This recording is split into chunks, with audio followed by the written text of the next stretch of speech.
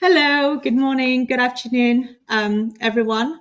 To all of you, wherever this webinar finds you, thank you for your time today. We appreciate it and we look forward to sharing our know-how and our experiences with you about the Saudi environment, the trade mission that will occur in Saudi, and your website and online marketing.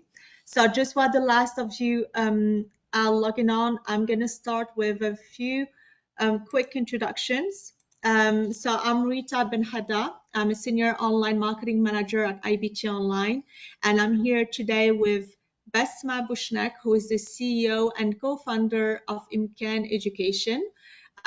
She'll be sharing with us more information about the education industry in Saudi. We also have Nicholas Thomas, who is the international trade specialist at the U.S. Commercial Service, who will be sharing with us more information about the trade mission in Saudi. I also have Mazen Ad-Darab, who is a co-founder and chief business officer at Seed. He will be sharing with us more information about the e-commerce sector. We also have Arwa Shafi, who is the director of programs at the Garage, MCIT, who will be focusing on the startup ecosystem. And finally, Carla Menendez, who is the foreign commercial service officer who will offer at the U.S. Commercial Service, who will be sharing with us an overview of Saudi. So very quickly, IBT Online is a full stack online marketing company, and this means that we design and build website from distributors' website to fully e-commerce enabled website. And we do all the online marketing that goes with this. So from the lightest touch of organic SEO to full social listening and social selling. We're known for our international scope. So we're online and we're international. The other thing as well is IBT Online has a strategic partnership with the U.S. Commercial Service, and we have been helping America's exporters grow their export, sales, brand, and business online and globally for over 20 years. As mentioned earlier, we're going to touch base on different industries in Saudi today, as well as give you more information about the online environment of the region and the trade mission. So stick around till the end. We'll be sharing a lot of great information.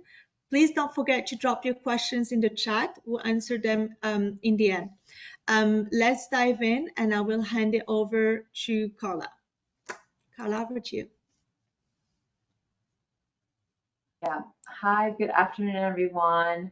First of all, I just have to admit that I finished after my long day at the office, went to hit the balls at the court, and came back for this presentation. So happy to be here. Happy that you've joined us, and very much looking forward to having as many of you join us in Riyadh later this year, when the weather will be much nicer than it is now, although it's still bearable at the moment. But I am very excited about this trade mission, and thank you so much to today's speakers who will touch on the opportunities and various sectors that we're going to touch on today. And I simply didn't want to take time from their valuable presentation, but I just wanted to, really encourage you to be open to this trade mission. It's a fantastic opportunity to come and take a look at to come and see the country for yourself, the capital, and all the changes that are happening here, all the development that's happening here, all the talent that's here, opportunities for you to grow your business and to really be a part of this unique time in this country's history. And as you will learn or already know, it is the largest economy in the region, and definitely, I think, lots of exciting things up ahead and that are already happening. So anyway, just to jump in and say that, I'm sure you've heard a little bit about the country and maybe unsure like what's there, what's happening.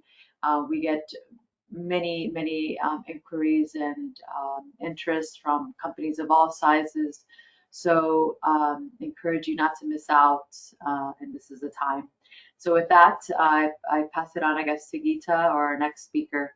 Thank you very much. Thank you, Carla. Now we'll dive into the startup ecosystem with Arwa Shafi.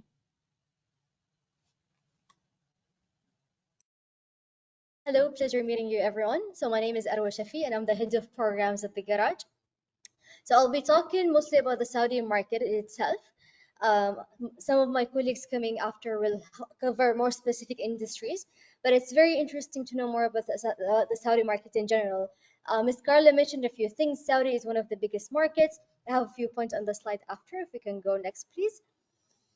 So Saudi is one of the biggest markets in the region. It's a G20 member, and it's one of the biggest economies in MENA and Asia as well.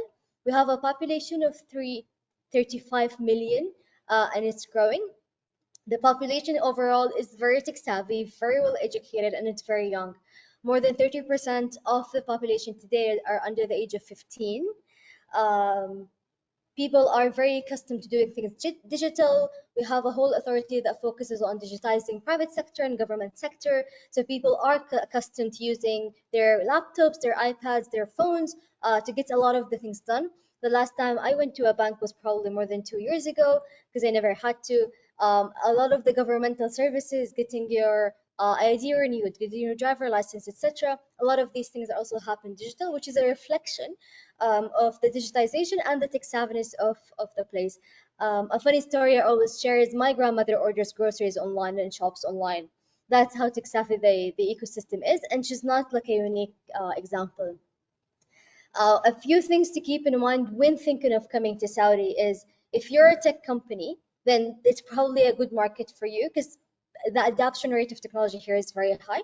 But it also have to be aligned with the direction of the country and the economy. And to learn more about that, of course, you have to check the Vision 2030 and the initiatives underneath it.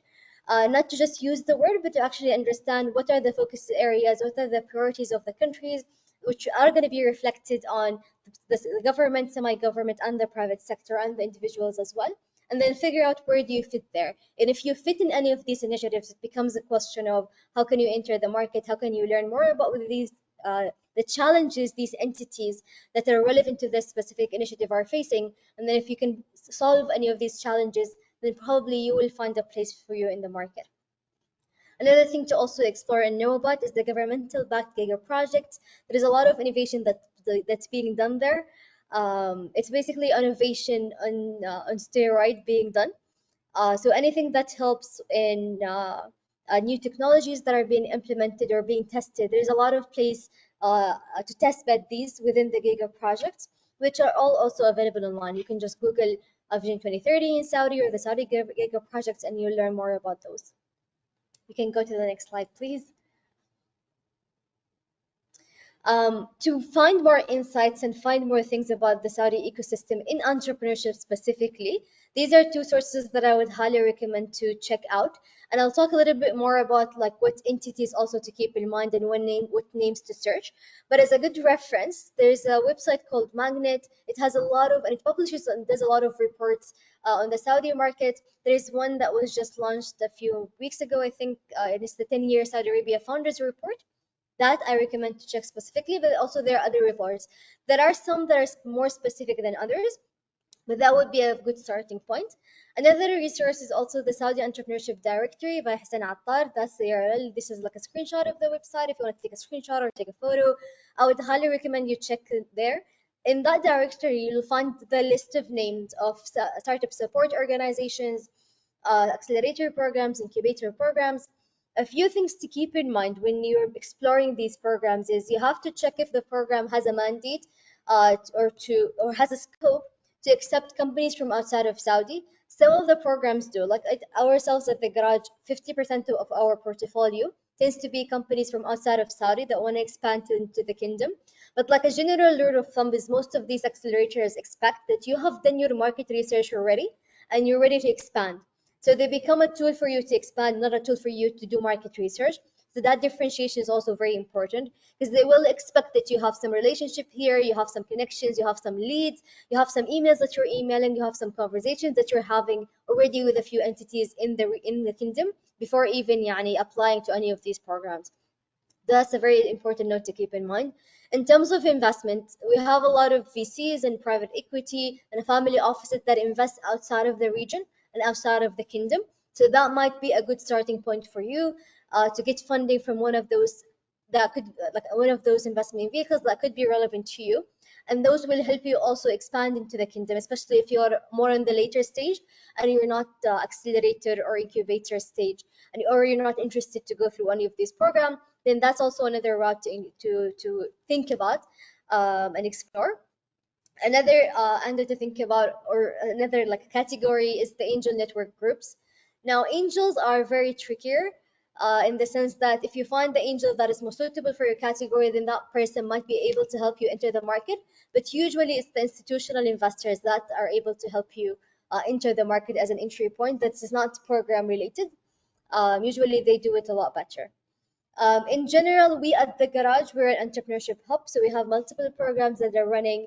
We have our own program, so the Garage Plus, which applications are going to be open very soon. But I would recommend us to follow our social media. Every once in a while, we do a session like this. We might dive deeper into like about the Saudi market, or you can also email us and we'll happily answer any inquiries. But one thing I will leave you with is if you're interested to explore the Saudi market in general, talk to somebody who's been inside. So talk to somebody who's from the same country or the same يعني city or even the same industry who's done that journey and have expanded to the region, and then try to get their connection and try to get them to help you enter, because that will be a lot quicker and easier for you. And that's it from our side. Hope that you found that helpful. Thank you very much, Kita. Thank you. Thank you so much, Arwa. Very insightful information about the startup ecosystem. Now we'll dive into the education industry with Basma Bushnak. Hello all, good evening. It's evening time here in Saudi, but I believe it's afternoon there in the US. It's a pleasure to be here among these inspiring guests, and I would like to thank, of course, the US Council and IBT to invite me to this event. So I would like to introduce myself. My name is Basma Bushnag. I'm the co-founder and CEO of Imkan Education. Before we start, I would like to tell you about Imkan. And Imkan is a Saudi local consultancy specialized in educational development and human capital. We work as consultancy, a boutique consultancy when it comes to any projects related to education. We work a lot with the government sector, with the private sector, and also with investors and operators from outside Saudi. And that's why I'm excited to share some of this knowledge and expertise with those of you who are planning to expand their services, education and training services into the Saudi market. We can move to the next slide, please. So these are the points or the main areas that I'm looking to cover today, inshallah.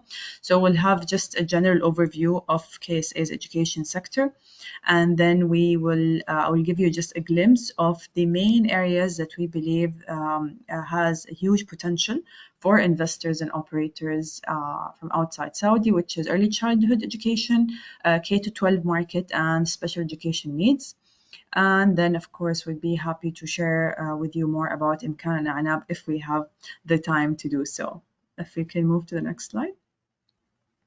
So this is us about Imkan. As I told you, we worked with different clients throughout our time at the market. Now we have been 10 years operating in the market, and we have developed this expertise from dealing with different projects and different clients along the education sector. Next slide. So mainly these are our 4 services. So we provide consulting and advisory services when it comes to strategic projects related to education and human capital development. We also work in the school and institute development. We support existing schools and new schools on how to operate and how to improve.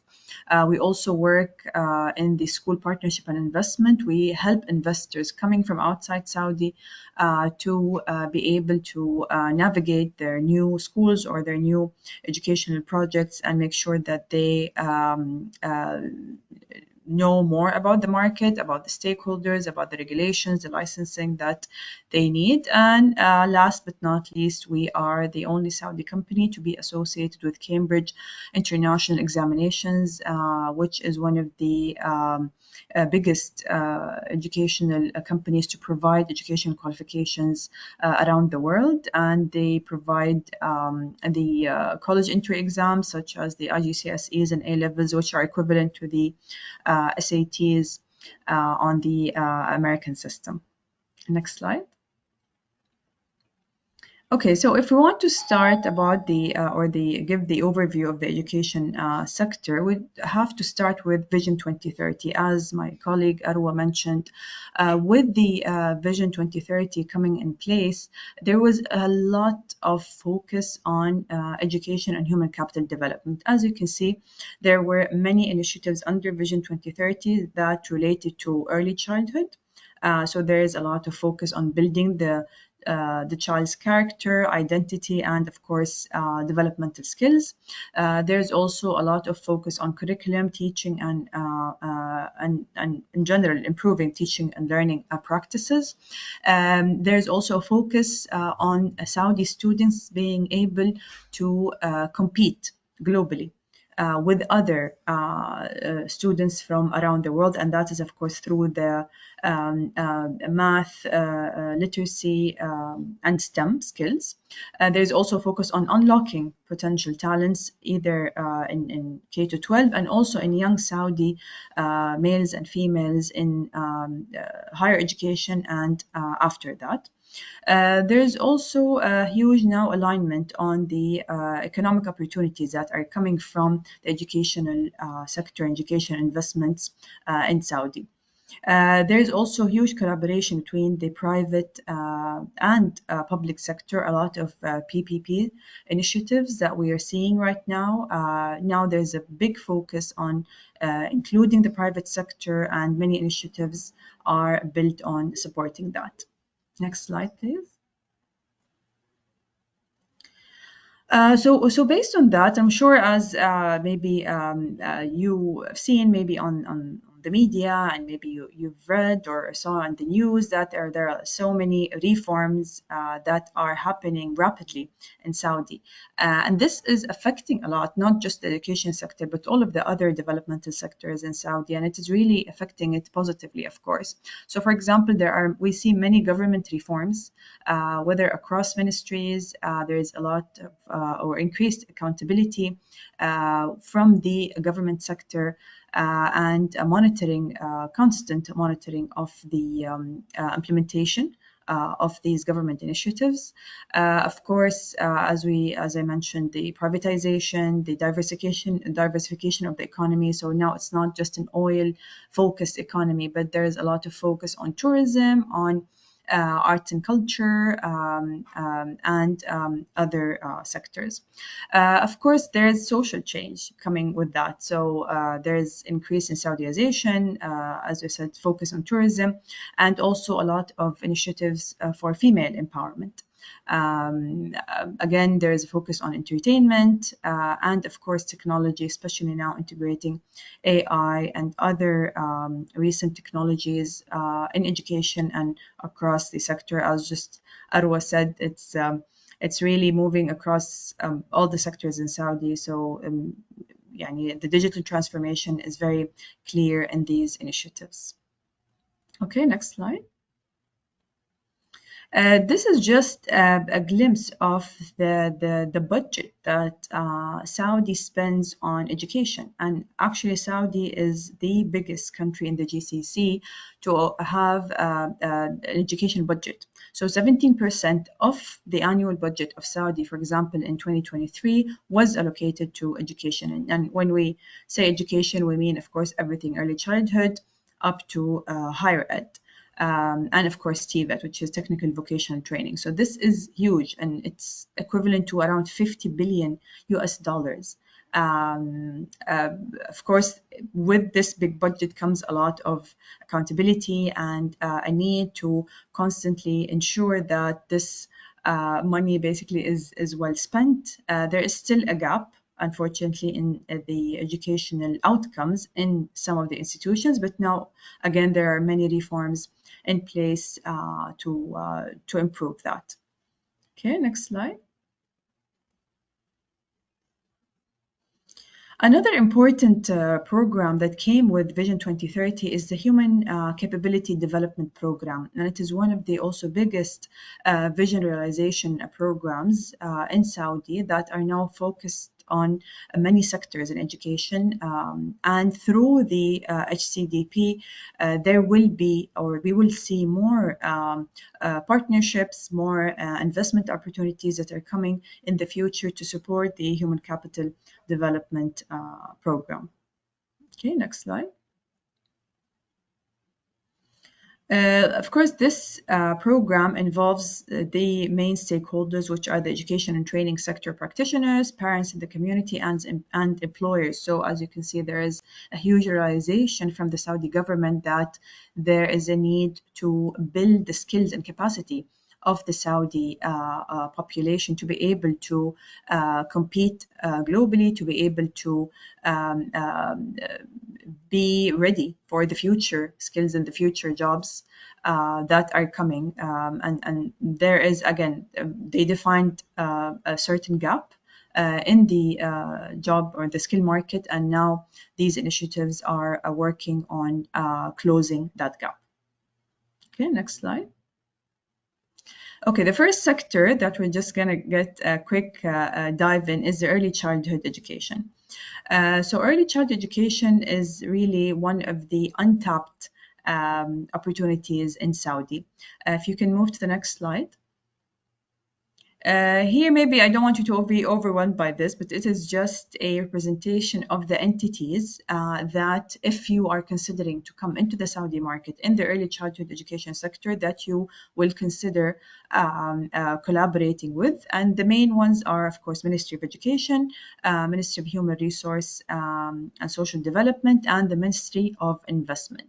The rest is just to show, who are the policymakers, what is the who is responsible for policy execution and implementation, and who are the enablers and supporters. But definitely, I would be happy to share these slides with you if anyone is interested to get more into the detail. But if you can move to the next slide.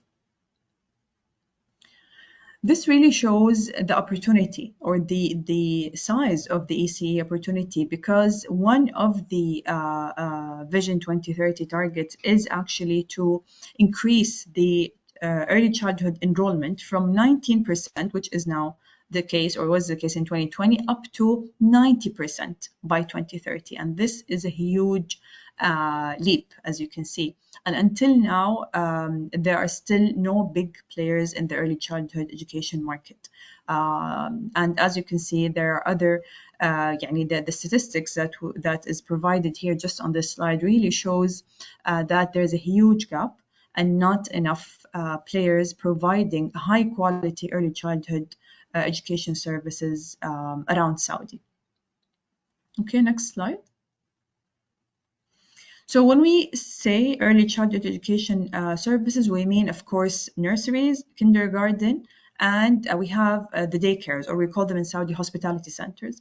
So if you are planning to open a nursery or kindergarten in Saudi, then you will be dealing with Ministry of Education. If you're planning to open a daycare or maybe chain of daycare, that will be from the Ministry of Human Resource and Social Development. And again, as Imkan, we provide these services of supporting and helping the investors and operators who are coming from outside Saudi to understand this ecosystem and to be able to get the right license, of course, and approvals in place.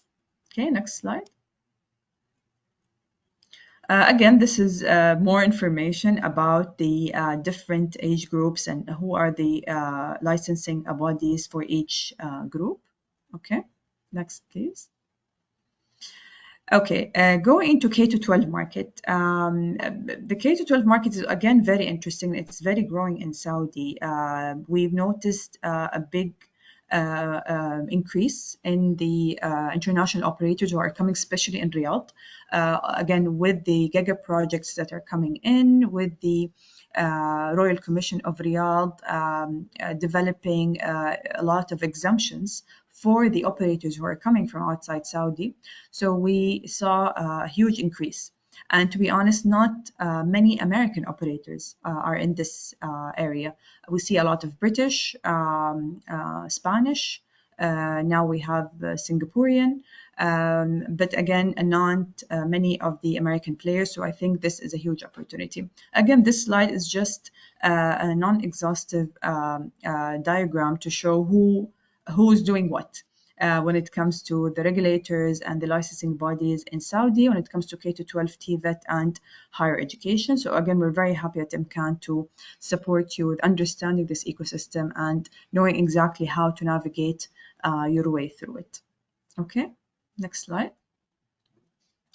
I think it is K-12 is a very promising market. Why? Because now there is an initiative, and one of the also the Vision 2030 goals is to increase the number of students who are registered in private schools. So as you can see, still the majority is in Saudi of the students are enrolled in public schools, but this is definitely bound to change and increase by 2030. So that's why there's a huge demand to be able to realize this goal. And I think that is on the new operators who are coming to the market to fill this gap. Okay, next slide. So these are also some more facts about how this increase in the demand in the Saudi market creates also definitely more job opportunities for Saudis and non-Saudis, and also part of the big demand is because there is a need for more talents to come to Saudi. As I mentioned, the giga projects, the new developments that are happening, not just in the main cities, but also in the smaller cities. And now there are easier visa laws and regulations. As you can see, you can have tourist visa, visitor visa, business visa. Some people acquire their visa when they just arrive in the airport. So this is also a relief, of course, for many of the investors coming from outside Saudi. And we see that there's a lot of relocation of companies and moving the regional headquarters to Saudi based on the latest government laws. Okay, next slide, please. Okay, the last sector is the special education needs. And also this is a huge untapped market in Saudi. This is just also a simple explanation of how MOE, or the Ministry of Education in Saudi, classifies the different types of disabilities. As you can see, the severe disabilities, they run or go under the SEN centers, special education needs centers, but the rest of them are under K-12 mainstream programs, and this is where the opportunity lies. And I think by now we only have 2 international operators who have mainstream schools in Saudi, and again there is a huge demand for more mainstream schools. Okay, next slide, please. Okay, so again, the key growth drivers for special education needs in Saudi are